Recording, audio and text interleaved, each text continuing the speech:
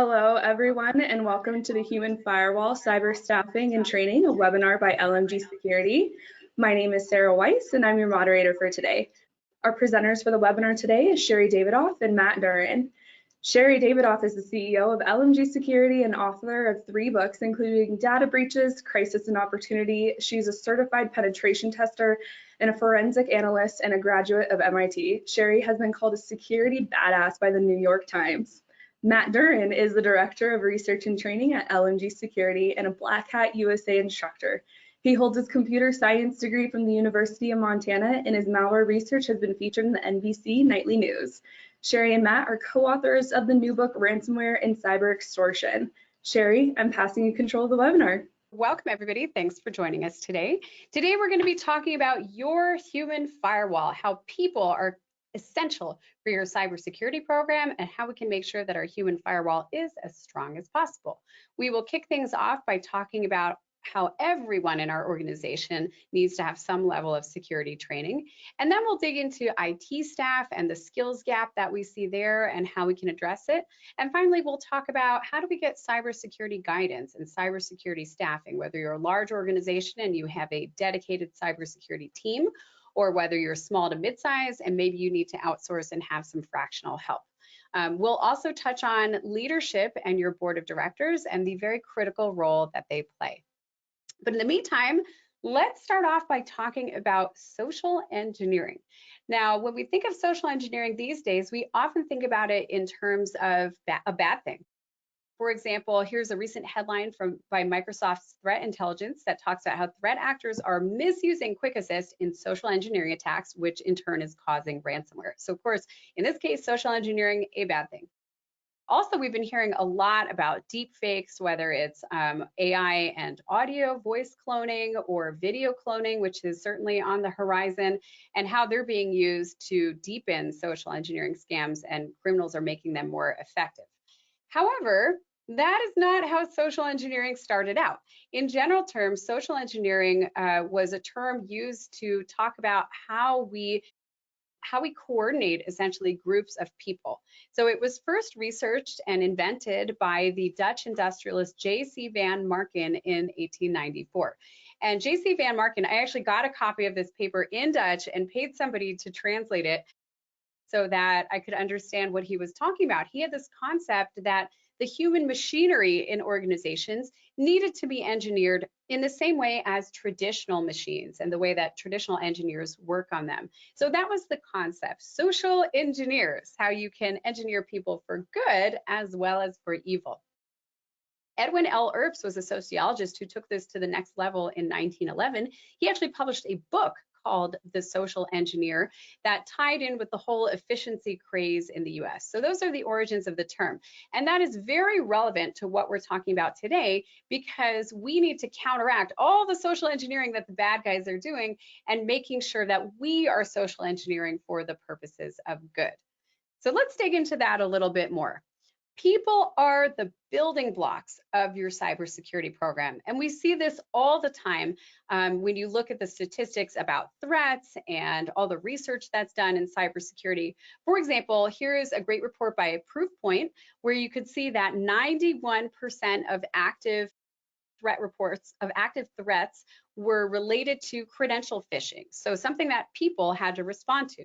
We're also seeing a shift. It's not just email phishing that we have to worry about anymore. It's also voice phishing, smishing, and I'm not sure the best way to pronounce this. Matt, crishing, QR code phishing. Quishing, I don't know. Email, according to Proofpoint, is the #1 threat vector to cybercrime. And again, that started off as the way that criminals would bypass your firewall and get to the human component so that they could take advantage of that and then infect a computer that would then reach out to them. So all of that really started to take off around 2005. And then finally, you can see this headline, another great example of how ransomware is often distributed by email. Again, it really takes that human component. Humans have to respond and take some kind of action. And that means we have the opportunity to counteract that. Here's an example of a case where the human did the right thing, one of the humans anyway. A Russian agent was trying to break into Tesla and hold them hostage. So Igor Igorovich, who you can see on the screen here, solicited and built a friendship with a Tesla employee who was based in the United States.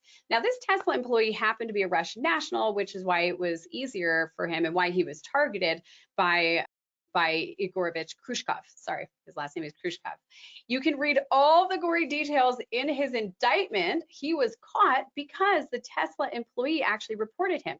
And this was after he wined and dined the Tesla employee, took him to fancy restaurants and clubs, and then eventually offered him $1 million to infect the company with malware. And this was not, they didn't expect that this would take a lot of work from the employee. The employee really just had to plug in a USB drive and open it up to infect the company with malware. But he did the right thing. He reported it to the company and to the FBI, who set up a sting operation. They arrested Khrushchev, indicted him. He was actually on his way to leave the country, and they caught him. But how many employees would have done something different? You know, when there's $500,000 to $1 million on the line, that is a life-changing amount of money. And we can see all the time criminals are trying to solicit insiders in order to execute their attacks. Here's an example of a criminal on the dark web looking for bank insiders or ATM-related personnel. They want to get the EPP master key from the ATM. It's something that tech folks could get. And they're saying you could earn millions or even tens of millions of dollars. So that's potentially a good deal.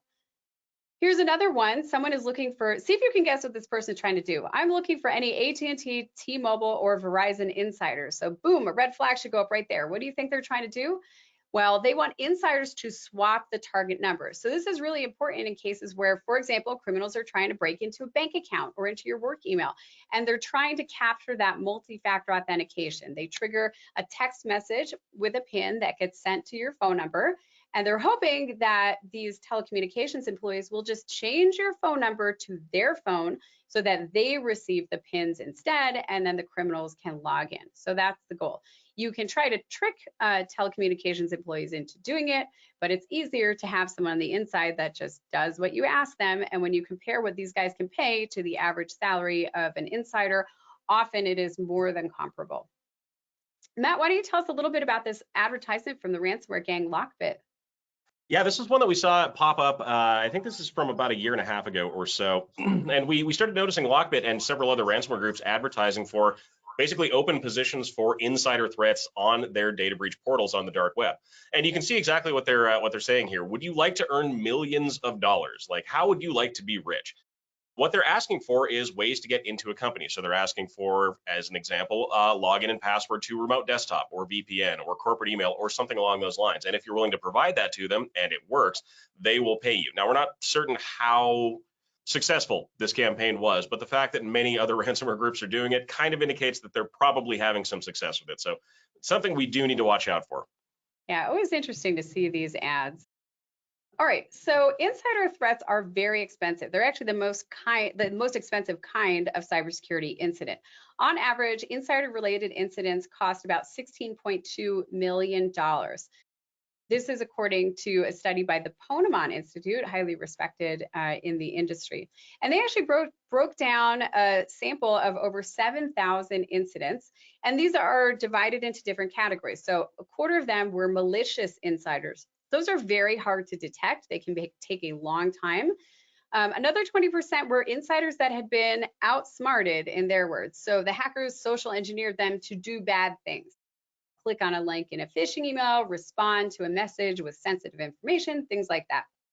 And then finally, more than half are insiders that make mistakes. So maybe they misconfigure something. Maybe they just have human error. We're going to look in a little bit about the Verizon Data Breach Investigations Report and see how many of these cases can be traced back to errors and what we can do about it. Here's another example from IBM of how insider attacks are the most costly. When you do have a malicious insider, it can take longer to track down, the expenses go up, and here you can see it is actually the #1 most expensive kind of data breach that they analyzed, an average of $4.9 million in this case. That's way higher than things like cloud misconfiguration, regular errors, even higher than phishing is. So how do we get to a good place? Well, there was a military psychologist that analyzed how we trust our leaders. And after having seen over 24 years all the different incidents that can occur, I think we can broaden this to how can we trust that our employees, that everyone on our team will do the right thing? And what Patrick J. Sweeney, this military psychologist, boiled it down to was the 3 C's of trust. You need to make sure that the people you work with are competent, that they have character, so they have integrity, we can trust them, and that they actually care about your organization. So when it comes to character, part of that is strong hiring processes. Make sure that you're looking at references, you're checking ethics. Also, you want to conduct regular reviews so that once someone is in your organization, they're getting proper feedback to ensure that you know what's expected. The next piece of it is, how do we help people care? A lot of this comes down to culture, which is just so critical when it comes to cybersecurity. You want to make sure people are comfortable talking with each other, that they care about the organization, that your mission, vision, and values are aligned with theirs. And that's not just a general issue, that will also affect the security of your organization. I also threw friendships down here because when people are friends, often they communicate more quickly, they feel comfortable talking to each other, and that can help you disseminate critical security information as well as respond to incidents when they come up. You don't want people squishing things down, especially if it might be indicative of a cybersecurity breach. All right, so how do we establish a strong security culture? First of all, I highly recommend this PDF from KnowBe4. They have a great how-to guide on how to roll out a strong security culture. Excuse me. And it starts with having clear policies that make sense. Because if you don't have clear policies, you can't communicate anything. So it all starts with making sure you've defined what you want to happen. That is step 1. It's not the whole thing, but it's step 1. And then step 2 is to have an internal awareness campaign. Often we think, okay, we've told people once about cybersecurity once a year, we're done with it, right? Of course not. We need to keep it top of mind for everybody, and the criminals are constantly changing tactics anyway, so you really do need to update throughout the year. Think about having a security corner in your newsletter, or integrating it into blogs, or having an announcement regularly during some of your team meetings, things like that. I always really love encouraging positive behaviors. So that's where things like celebrating successes come in, or sharing great examples of correct behavior where someone did the right thing in a phishing test or maybe an actual phishing incident. You also want to make sure communication is a two-way street so that when issues come up, users feel like they can actually call you and report that, or even if they just are finding things are blocking them. Because if security is set up in a way where they're feeling blocked, users will find a way around it, right? We all know that. That's a big, that can cause some big holes in our security programs. So instead, we want to make sure that it's really easy for people to communicate with you. Maybe you have one email address that goes to multiple people where they can share concerns and they actually feel heard. And then finally, if you do see consistent failures and you want to employ corrective action, make sure that you're doing it very consistently and that it's when it's appropriate and when it's needed. Consistency is really key with that stuff. So the last piece, which we haven't yet talked about, is competence. How do we know that people can competently address security issues? This is a challenge because not everyone in your organization is a security expert. In fact, most people are not security experts, but they do need to have enough knowledge to resist some even very sophisticated attacks. And that's where training comes in, general awareness training. Matt and I had some discussions on this because it's not just about having training, it's about making sure it's accessible and engaging. In our opinion, one of the most powerful tools we have to make security training engaging is microstories. So didn't your ears perk up when we started talking about Tesla? Those little microstories can really help to engage people, and really, like, the human brain is designed to learn from stories. Matt, do you want to speak a little bit about gamification and how that plays in? Sure. So a lot of platforms that you can use for training will include a feature called gamification. And realistically, that is exactly what it sounds like. It is making your training seem a little bit more like a video game than some dull, dry, boring training. And this can actually get people to be more involved and more attentive during those training sessions. Studies have shown that when you add in something like a feeling of reward, so a little fireworks show or a little bell that goes off or a certificate or a badge or something like that, you actually do influence people to take their trainings a little bit more seriously and continue on because they want more of that feeling. There's this kind of like dopamine hit when you like play a video game, something along those lines.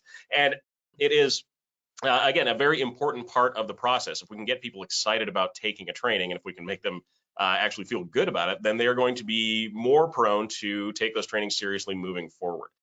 We also want to make sure that they're accessible too. So let's consider something like remote work.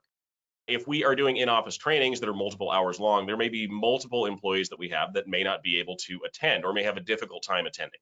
So if we can make things accessible, on demand, something they can take kind of on their own time or at their own speed, that's going to, again, further help people make it through that training process.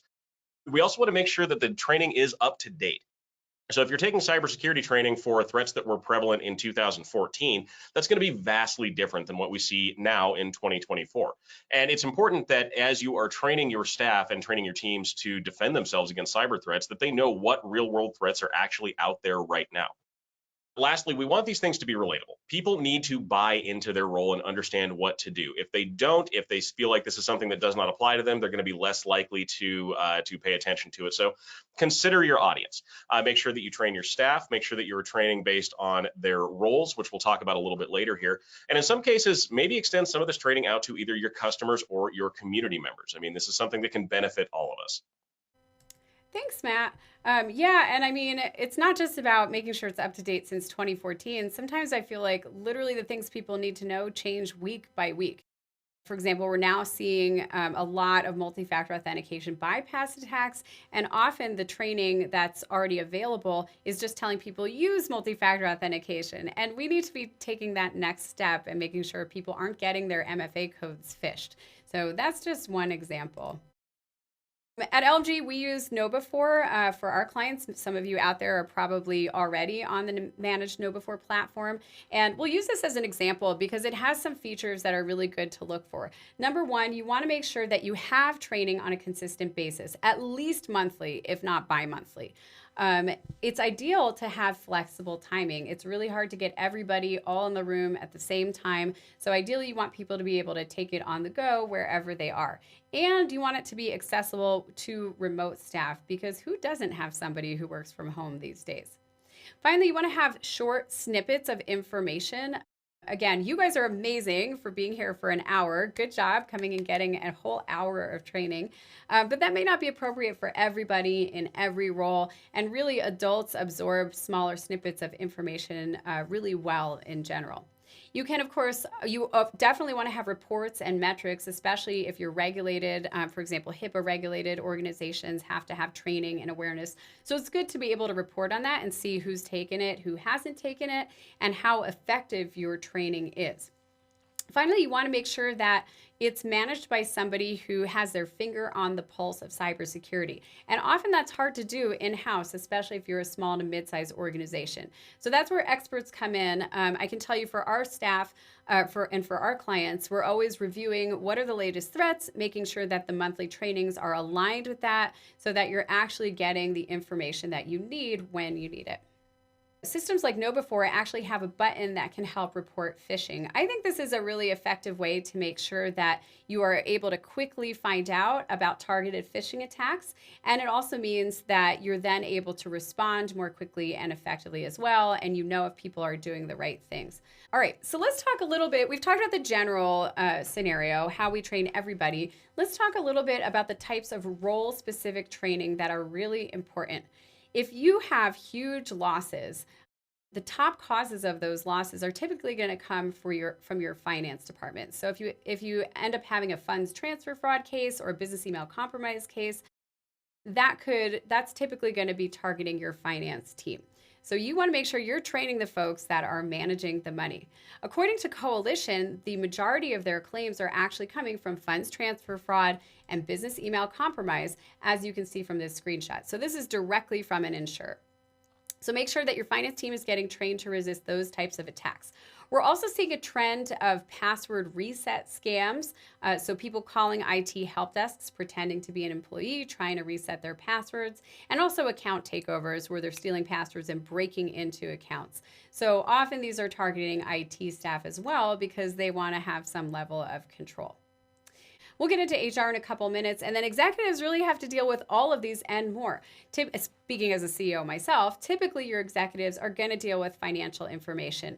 They are going to be targeted because they often have more access than other employees. So just in the same way that IT staff are targeted, they might be targeted to get into files that you might not expect.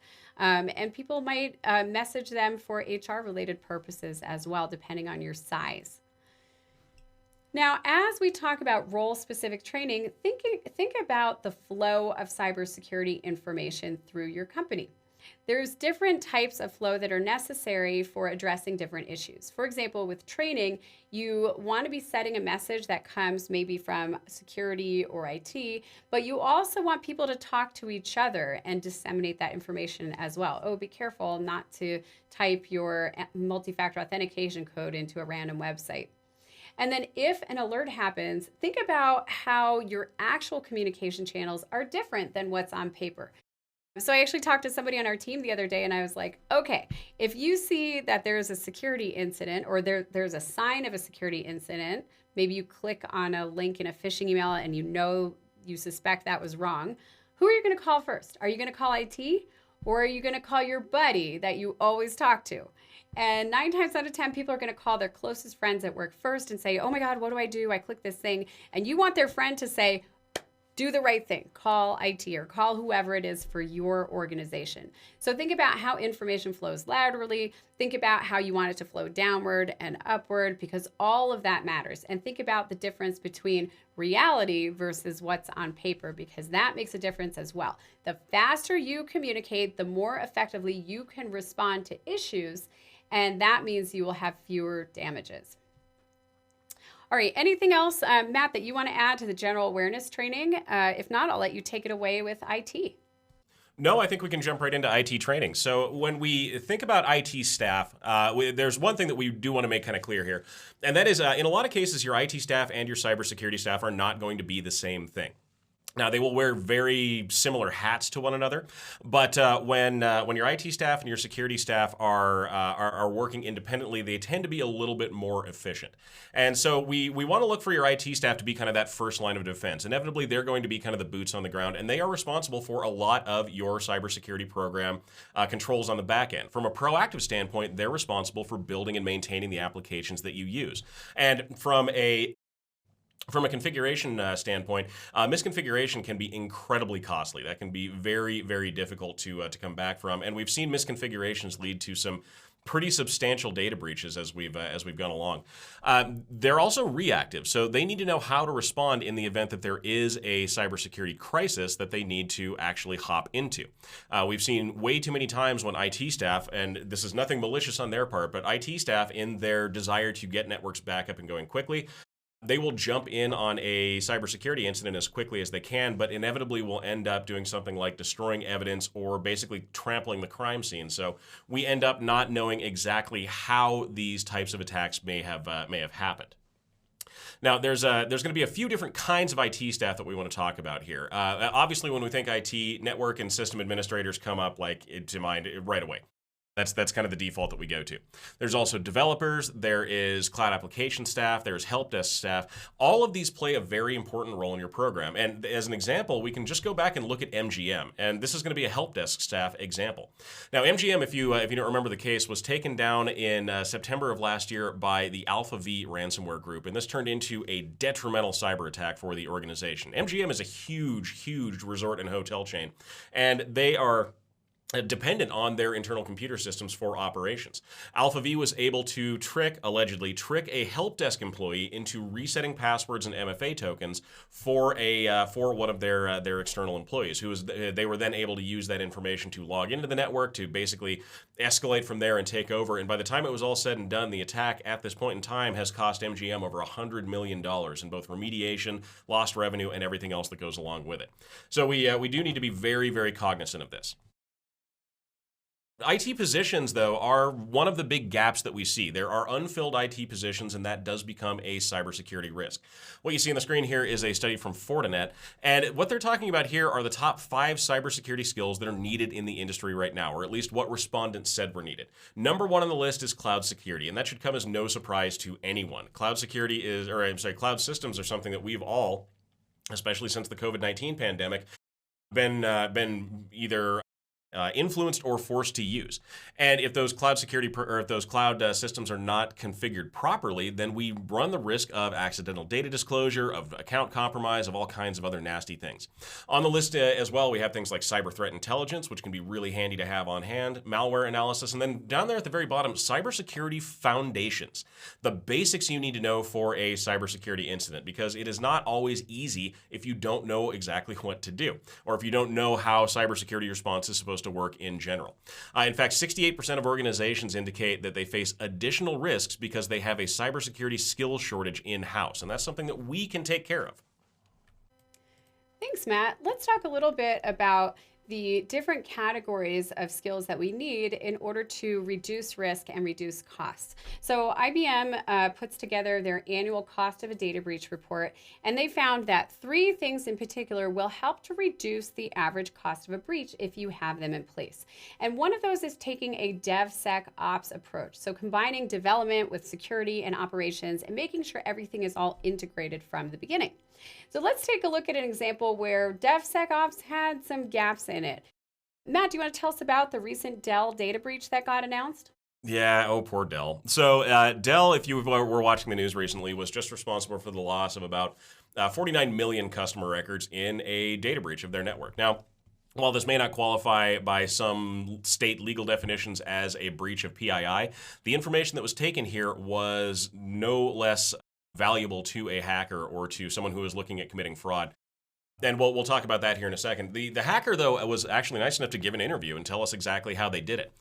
As it turns out, they were abusing Dell's partner program, or their partner portal. Dell has a portal that you can sign up for if you want to be a Dell partner, where you can go in and you can retrieve historical information about other transactions that Dell has made.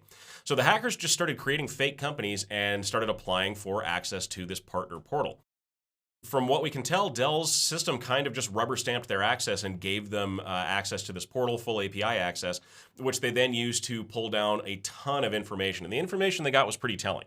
They got like the full name and address of the person or company that ordered equipment through Dell, their address, city, phone, state, postal code, all of that. But what they got that's a little bit more valuable to them are things like the service tag from the computers that were purchased, the serial number, the order number, the invoice number, all of those things that can be used to create some very, very convincing phishing emails with the information. Imagine me claiming to be from Dell and knowing this much information about the specific computers that you have. You're way more likely to believe that I am in fact from Dell, and that may convince you to give me remote access to your systems or to disclose information to me that we shouldn't have access to. Realistically, though, this just came down to a failure in process. Dell should have had a system in place to verify if a building or if a business was actually legitimate before they just gave them all of this access into the system. And Sherry, I know you love this slide, so I'll turn it back over to you. I do. This is these pictures were given to me by John Strauss, who was an operations officer with the CIA for many years. He was a wonderful security practitioner for, I think it was 40 years. But anyway, he shared these because they really visually illustrate how it might not be a vulnerability or weakness in the security system itself. In this case, it wasn't like a software vulnerability. It was about how the system was designed and architected and implemented and how it was actually being used. So you could have like the strongest gate ever, but if someone can just hop over the side, that's not really a whole lot of use to you. And that's basically what happened with Dell, where somebody basically hopped over the side and said, cool, we're registered. Let's just gather a lot of information now. So let's talk about a couple of the other ways that IBM says we can dramatically reduce our costs and our risk. And one of those is incident response planning and testing. Organizations that not just have a plan, but test their plan fare better in the event of a breach. And we don't really have statistics about how often do they not get breached, because that would be difficult to collect. I'm sure somebody could do it if they put their mind to it. But what we do know is that when you test your IR plans, for example, by doing a tabletop exercise, you're not just identifying those gaps, you're also training people on what their role is. And so that's why we recommend doing incident response planning and testing. We talked during our top threats webinar, which I highly recommend if you haven't checked it out. We talked about how your IR plans and tests need to be updated this year to include things like SaaS platforms and cloud breaches, file transfer apps like MoveIt because they are being targeted, and finally, zero-day vulnerabilities. When a zero-day vuln comes out, that is an incident these days. In fact, there's a pretty decent chance that you are going to be hacked within hours of a zero-day vulnerability being announced if you have that public-facing. So think about that as you update your plans, and then make sure you're conducting tabletop exercises that hit the high points, those really high-risk scenarios that affect you. Okay, the last area, of course, is employee training. If you have general employee training on cybersecurity, it will reduce your cost of a data breach on average by about $1.3, $1.4 million. So that's quite significant. Let's talk about other ways that employees get trained. We already talked about KnowBe4 and the general scenario. It's really important that your IT staff are trained as well. And the good news is that there are low cost and in some cases free services that will allow you to get cybersecurity training online. So Matt, I know you spent quite a bit of time researching this. Do you want to share what you found? I did. There is a stigma out there about training your security teams or your IT teams that training is very expensive and very, very time consuming. And while that may be true in some cases, it really doesn't have to be. There are plenty of free or low cost cybersecurity trainings, IT trainings, and others out there if you're willing to look. ISC2, as an example, is offering right now to the first 1 million people who sign up for this, free entry-level cybersecurity training plus a certification exam. And that is a hugely valuable set of information for you to have for your security teams. The NIST website also has free and low-cost online cybersecurity learning content, and there are multiple other sources out there which will give you this kind of training for little or no money. Another great example of that is going to be FedVTE. So this is the Federal Virtual Training Environment, and FedVTE, if you work for the government or are previous or active military, work for a tribe or something like that, you can get free access to over 850 hours of free cybersecurity training. Even if you're not, if you're just a member of the general public, you can still get access to a really nice library of free trainings. You don't even have to sign in or log in or anything like that. They cover topics like zero trust, cloud computing, risk management, email security, and a lot more. As long as you can find a little bit of time to go through them, you are good to go, and the content is there for you. It's also very important to train your first responders, your IT staff that might be there responding to incident. I'm guessing many of those are you guys, folks that are attending this call today or folks that you work with or oversee. So I'm going to brag about Matt for a second because he has spent years working on perfecting our ransomware response class and also our cyber first responder class as well. And if you register by June 1st, you can also have a $100 discount on that. So check it out. Matt, I know you just polished it up and launched it on demand for the first time. Do you want to tell us a little bit about the hands-on labs and stuff? Sure. Yeah. So if you sign up for the course, you get not just the lecture content, the slide content, and everything else that we have curated over the years of our working in the cybersecurity industry, but you also get 15 hands-on labs where you can do things like work with active malware, identify things like persistence mechanisms, work on how to preserve evidence, and a lot more. Really had a great time putting this together. I think it's going to be very valuable for people to get in there and take a look at. So if you have any questions, feel free to shoot us a message and we can talk more about it. But yeah, super proud of this and really happy that we got it launched. Awesome. Thanks, Matt. Okay, so IBM also identified the top 3 factors that will negatively impact the cost of a breach. And not surprisingly, those are a security skills shortage, security system complexity, and non-compliance with regulations. And let's hit that last one because non-compliance with regulations often starts from lack of training and lack of information. And it may not necessarily be with your security team, but sometimes with your legal department that you may be relying on. Security has become so complex when it comes to the regulatory landscape. This is just a small sample. I am not a lawyer, but I work with a lot of lawyers. And just off the top of my head, there's breach notification laws in all 50 US states. There's proactive cybersecurity laws in 19 or more states and US territories. We have federal laws like HIPAA. We have state laws like California's CCPA, Massachusetts's security law, and more. Not to mention, if you have any information on European residents, then GDPR may apply as well. And there's more. Your cybersecurity program needs to align as much as possible with these requirements, but first you need to know what applies to you. And that's hard in a landscape that is constantly evolving. I mean, new regulations are literally coming out every day, every week. We're hearing about something new that may or may not pass. And when it does, it can take some effort to comply with. So it's very hard for in-house general counsel to stay up to date on all of those regulations and that very complex landscape, which is why we typically recommend turning to a specialist, an outsourced cybersecurity attorney that is already familiar with those state and federal, and in some cases, national laws that pertain to other countries. So check it out. Consider having an outside attorney, educate your own team, and maybe update that on an annual basis so that you know what's changed. We also see, of course, the cybersecurity skills shortage negatively impacting the cost of a breach, and that's going to absolutely impact your risk as well. In a report from ISC2, we saw that different organizations have, of course, different skills gaps, but one that's very consistent is a gap in cloud computing security. Not surprising because, again, when your experienced IT staff went to school and got trained, cloud computing often was not on the radar 10, 15 years ago. So that's an area where we can use some low-cost technology-specific training to really ramp up our team. Same thing with AI and machine learning. That's usually a collaboration between security, IT, and also your legal teams. So that's an area where we're all ramping up. And then finally, zero trust implementation. Again, these are topics that were not necessarily on people's radars 10, 15 years ago when a lot of your experienced IT staff were in school or getting their initial experience. So what are some strategies we can use to close these gaps?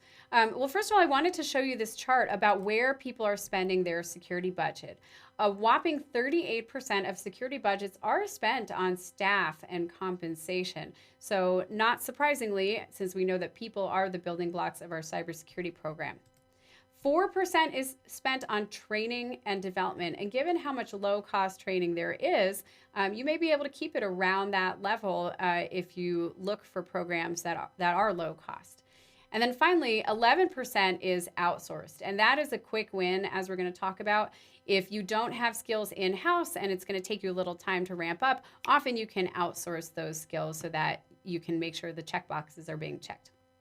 Other areas that we can invest in, accessibility and DEI programs, looking at how we recruit people. We're going to touch on that in a little bit.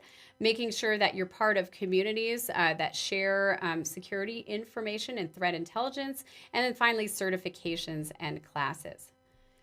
So Matt, tell us a little bit about some of the technology-specific programs that will be useful for ramping up our IT staff. So your IT staff does need continuous training, and that is one of the parts of the industry that gets overlooked very frequently, especially when we're talking about new or updated software, hardware, or other services that you're going to be implementing. Things change very, very frequently, and so keeping your staff polished up and ready to go is really helpful, especially with really important pieces of infrastructure like, say, your Microsoft infrastructure. If you rely heavily on things like Microsoft 365 or Azure, it is worth your time to have someone in-house who understands and is actually trained on how to properly secure those systems. The one you see on the screen in front of you here is the Security Compliance and Identity Fundamentals certification set. These are the majority of the information you need to get these certifications is freely offered by Microsoft. And then if you decide you want to go through, actually take the test and get the cert, it's about $100, which from a budgetary standpoint is usually pretty easy to fit in. We're not talking about thousands at this point. We're talking about a few hundred to get some very, very impactful training that will inevitably save you labor costs, will save you if there is potentially a breach of your system, or could just prevent that breach entirely because you now have someone who understands at a deep level how those systems are configured. Another one you might want to take a look at, depending on your infrastructure, is AWS. So AWS offers a huge amount of content in their training and education library, and these courses are geared around helping people understand how to properly set up, control, manage, and secure Amazon Web Services systems, whether it be a server farm, whether it's an application server, a web server, a database, really whatever you're looking for. Again, a lot of this information is made available without any charge from Amazon. And then if you want to go in and actually get the cert, about $300, which again is from a testing standpoint, not really that much when we talk about how much cybersecurity education can cost at times. Thanks, Matt. It's also really helpful if your IT teams and anyone who's working with you on security have access to a network of people that can share important information. So one easy thing you can do today is to reach out to your information sharing and analysis center, whatever is appropriate for your industry. So check it out. I put the link on the screen, nationalisacs.org, and you can join your sector's ISAC right now, and then you'll get updates in a lot of cases from the FBI. You'll get to communicate with your peers and find out what the trends are, ask questions and get solutions. So it's a really valuable resource. Also, in many towns and cities, there are thriving local security groups. It can sometimes take a little legwork to find them. Most mid-sized to large cities have a DEF CON group. So those are groups of technical security related people that stem from the DEF CON organization. So they're often named after zip code like DEF CON 515 or DC 406 or whatever. There's also InfoSec meetups. If you look at meetup.com, you'll often find cybersecurity related groups that are just meeting up. And in your town, there might be something different. So anyway, look for local security groups and check that out. And then finally, make sure that your team has some threat intelligence sources set up. Obviously, we can find vendor alerts and look on social media, but there's also alerts coming from academia and the government, and often mailing lists that you can subscribe to so that you can receive information that's relevant to you. All right, Matt, I know that technology is not everything. Do you want to talk about that? Yeah, so this is an element that we cover in our tabletop exercises very frequently, and that is the importance of soft skills. These can't be overlooked when we're talking about training our IT and our security staff. Mainly because having all of this knowledge is great. It's exactly what you want, but you also need to be able to translate that knowledge and actually deliver it to your less technical coworkers or just other members of your team in a way that is digestible, is appropriate, and isn't going to make them feel like you're talking down to them. Sherry, I like your quote down there in the bottom. It's not okay to treat users like losers. And that's a problem. That's a stigma that we have in cybersecurity and in IT. I don't know how many of you are old enough to remember Nick Burns, your company's computer guy from Saturday Night Live, but that is the image. It's the IT guy who's going to fix your computer and then make fun of you for it. And we don't want that. We want people to feel comfortable talking about security, and we want our security professionals to be comfortable talking to whoever else it is they need to be delivering their messages to. That is right. Some good news, AI is starting to close some of the skills gap, especially when it comes to entry-level staff members. So 86% of organizations polled believe that AI can help organizations hire more entry-level talent and ramp them up quickly. But you want to have a policy, a clear policy for how we use AI. And I think most people agree with the quote you see on the screen here from CyberArk, which is machine learning and generative AI cannot replace cybersecurity's critical human element. So we all still need to be careful. All right, staff shortages can cause people to get overworked, which in turn can lead to burnout, which in turn can lead to more staffing shortages. So it's entirely possible, in fact, all too frequent, that organizations get into this vicious cycle where they lose one or two key staff members, there's more of a burden on others, and then the other folks get burned out, and then you lose more staff members. So that's where sometimes things like outsourcing can come in handy so that you can replace any skills that are missing in the short term.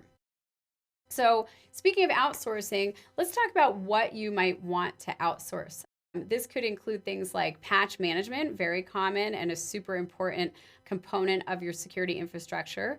We might outsource stuff like vulnerability scanning. I know at LMG, we do a ton of vulnerability scanning for our clients, and I think it's really helpful that there's a third party doing that.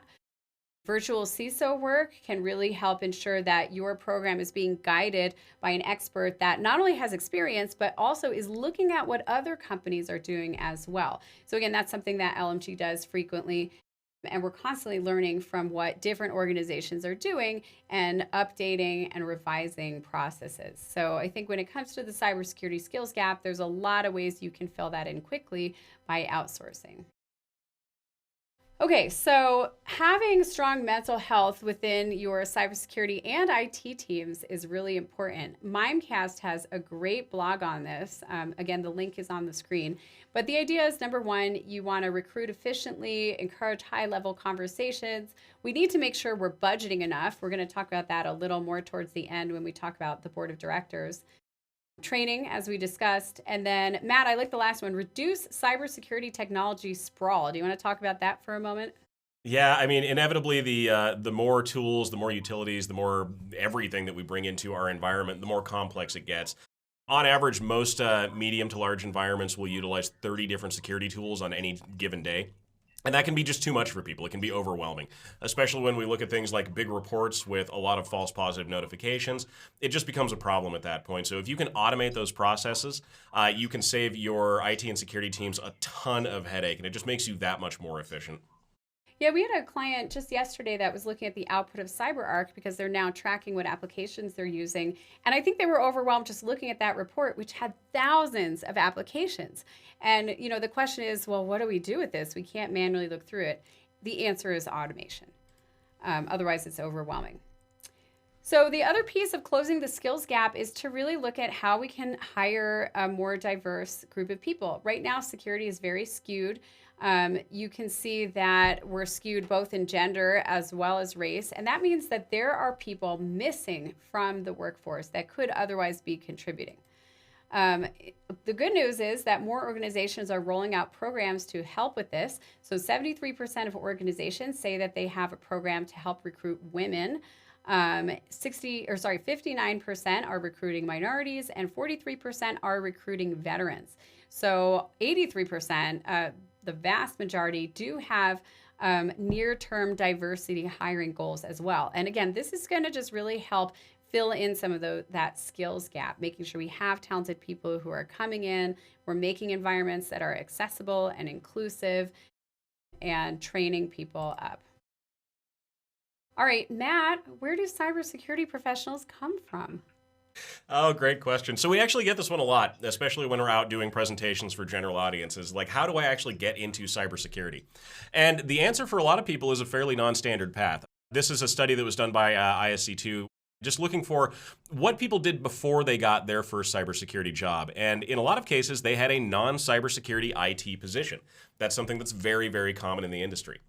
We also see people who independently learned about cybersecurity on their own time, and also a ton of people who got a bachelor's degree in a field that was not at all related to cybersecurity. And I really liked how this was put together because it reminds me of my story. It reminds me of how I actually came into tech into security in the first place. Because when I first started down my road into technology, this was not where I thought I would end up. It kind of bit me along the way, and we'll show you how that works here in just a second. But my foot in the door was what you see on the screen here. I was a hands-on field service technician for a copier dealership, and my job was to take the big pile of parts you see on the left and turn it into that beautiful multifunction printer on the right, which absolutely never jammed and everyone always loved because it was me that built it. But this was not a straightforward pathway that I took. My experience with my first delving into technology gave me kind of the background I needed to go a little bit further. So I used what I learned as a field service tech and moved into the IT help desk. And then I moved in as an IT service tech. Then I moved up to a network engineer. And then I moved up to a system administrator. And I want to point out, most of the time that I was doing these jobs, I was also actively going back to college and getting a degree in computer science because I didn't really have any desire to work in IT or security at that point. I wanted to design video games. That all changed when I had my aha moment. I was looking through the course catalog and noticed that there was a new course listing for a cybersecurity class at the University of Montana, specifically a digital forensics class. And it was actually taught by somebody that you on this webinar might actually know. And I've thrown in a quote from her right down here at the bottom of the screen if you want to take a look at that. This was actually taught by Sherry, who I'm now on the webinar with now. And after that, it just came down to social engineering my way into an internship at LNG. I was like, how does this intern have 10 years of experience? We need to promote him quickly. Yeah, there we go. But yeah, a non-standard path, and that's how a lot of people get there. But what I needed along the way was what you see on the screen here. A technical background, a technical degree, industry certifications, which are super important. We'll get to those here in just a minute. A lot of cybersecurity knowledge that, for the most part, I had to get independently. There wasn't really a class that I could take to get a lot of that information. And then just a lot of experience in the industry in general. You put those things together, and that puts you on a pathway to success. Yep. So if you or some members of your team are interested in getting more into the security side of things, this is a good path to do that. Interestingly, certifications in cybersecurity and often in IT can be more valuable even than having a bachelor's degree in a related field. So according to ISC2, 66% of people said cybersecurity certification was the most valuable, and 34% had a bachelor's degree in a related field and said that was more valuable.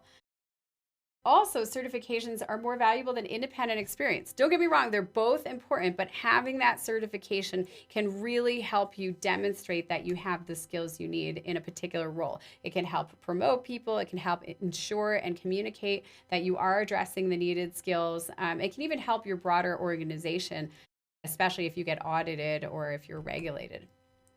So, Matt, I know another part of the survey was what happens after you get a job in cybersecurity? Yeah, and it seems like people take one of several paths as their most common goal. A lot of people move from a generalist role, so like security consultant, up to a specialist role. So now they're an application security specialist or a cloud security specialist. A lot of people move from practitioner to managerial or leadership roles, which is always great to see. The one I want to point out, though, is that 16% down at the bottom. 16% of new cybersecurity professionals leave cybersecurity for another profession.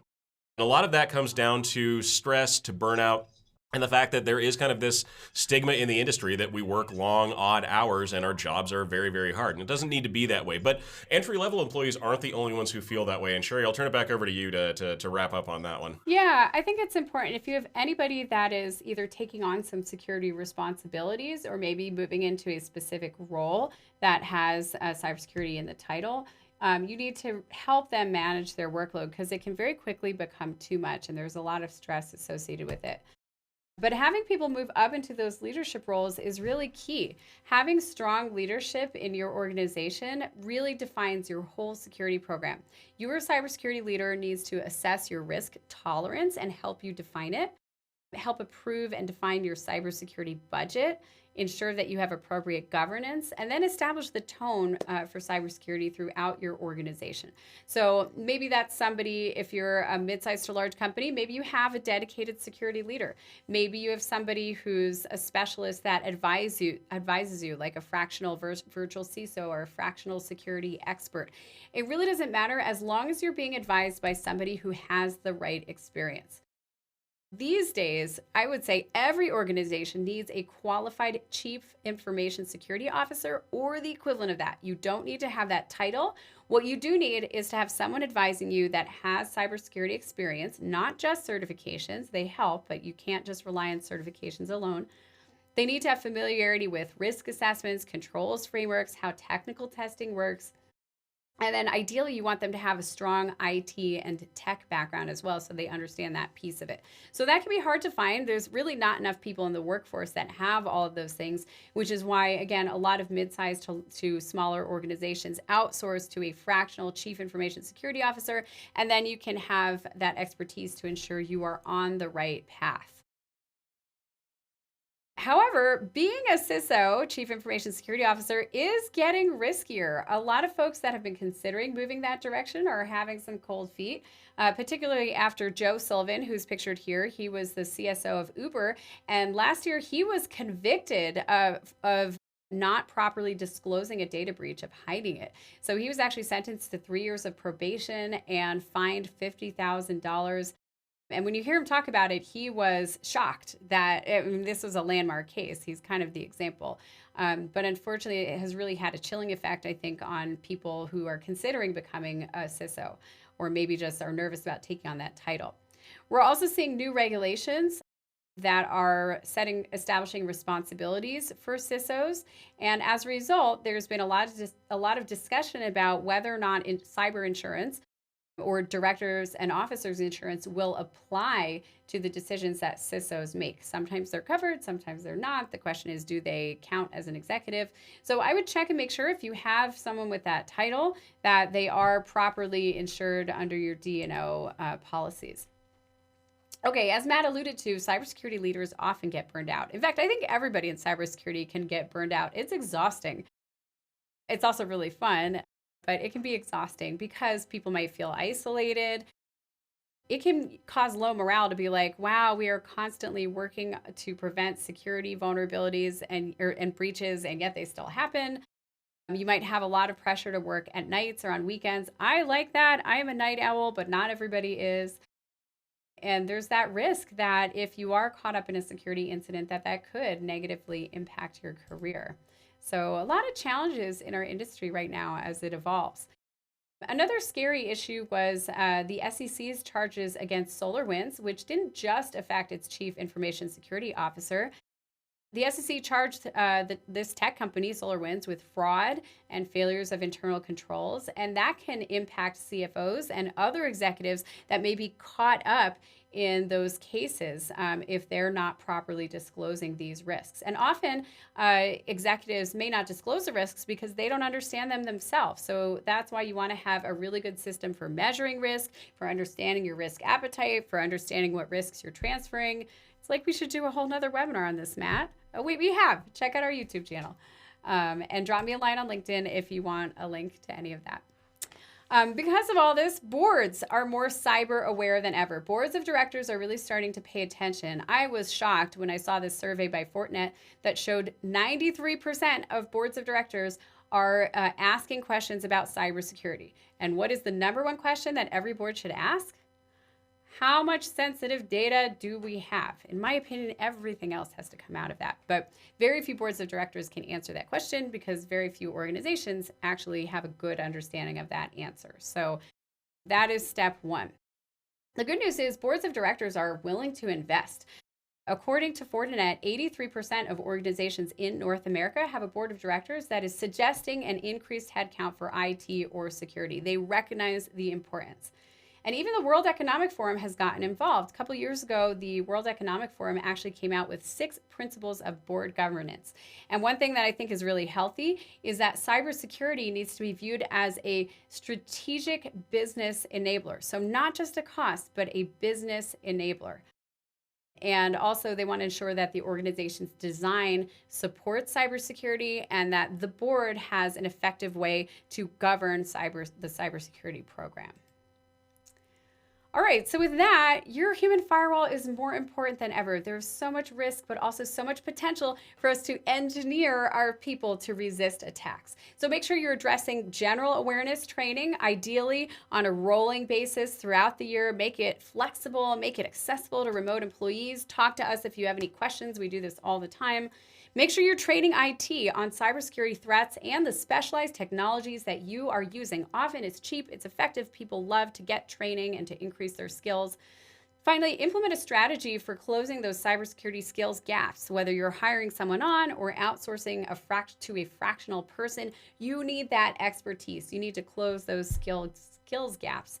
And finally, educate your leadership, your executives, your board of directors, and get them involved. Thank you so much for everybody who's here today. Check out our top controls. Today we hit on cybersecurity training and awareness, incident response testing and training, qualified security leadership, and we will stick around for questions. Thanks again.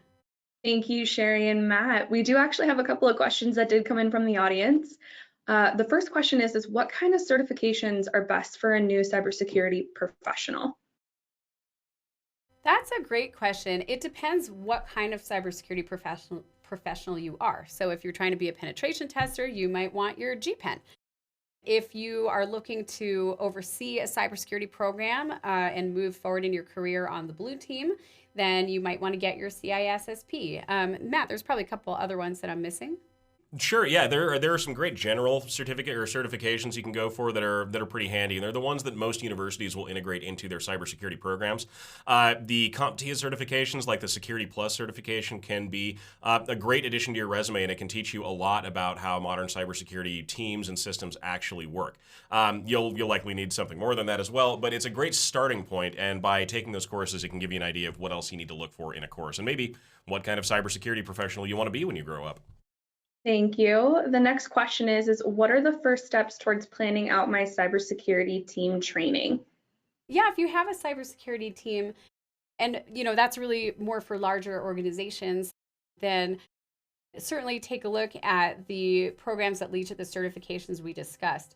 Certainly, I think it's more common to have either 1 or 2 dedicated cybersecurity staff or you have an IT team that also needs security training, in which case I would always start by training your IT staff on the technologies that you are using, Microsoft, AWS, or any other specific tools that you rely on a day-to-day basis. Thank you. And then one more question, which is, how often should I run phishing simulations? Ooh, run them all the time. That's only like half joking. With KnowBe4, most of our clients have it configured to send random phishing tests throughout the month. And I think that's a really smart approach, because then you don't have to worry about the organization self-alerting, is how we put it, where people are talking to each other. So that's one way to do it. But I would definitely, we're moving away from the days where it happens once a year. Matt, do you have any other thoughts?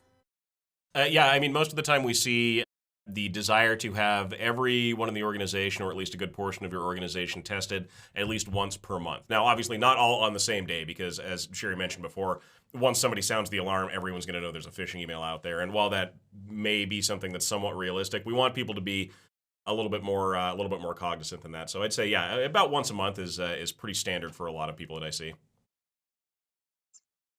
Thank you, guys. Thank you, Sherry and Matt. Once again, this is Sarah Weiss with LMG Security. We'd like to thank everyone who attended, and thank you so much for staying over. Thank you all. Have a great day. Thank you so much, everyone. Again, this is Sherry Davidoff, CEO of LMG Security. And I'm Matt Duran, Director of Training and Research for LMG Security. If you have any questions, please feel free to reach out at any time. We would love to hear from you. You can reach us at info@lmgsecurity.com, find us on LinkedIn, or follow us on Twitter. Thanks again for joining, and we'll see you next time.